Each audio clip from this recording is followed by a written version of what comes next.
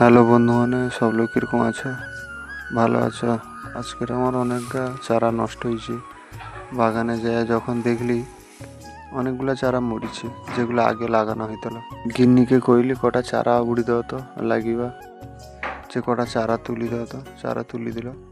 চারার কোয়ালিটিটা দেখো, খুব ভালো চারা। কারো যদি লাগে অর্ডার দিতে পারো। তারপরে কপি তলাও ফেলানো হয়েছে। কপি গাছগুলো সবে ছোট ছোট উঠছে। এই দেখো সবে উঠে এগাও লাগানো হবে। বর্ষার কারণে লাগিতে পারেনি, এবছর যা বর্ষা।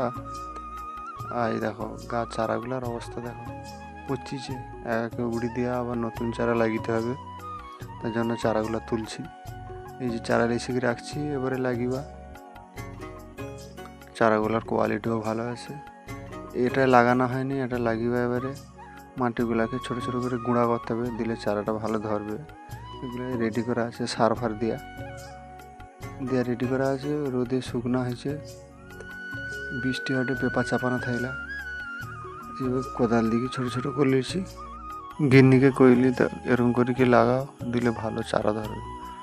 তাই সেরকম করে লাগিয়ে দিল। আরও কতগুলা চারা লাগিতে বাকি আছে, সেগাও লাগিবে। এগা লাগানো হয়নি, লাগানো হবে। আর আগের যে চারা গা লাগিয়ে দিলি সেগা এরকম ধরিছে। এগা কদিন পরে সার দিতে হবে। এরপরের ভিডিও দেখা।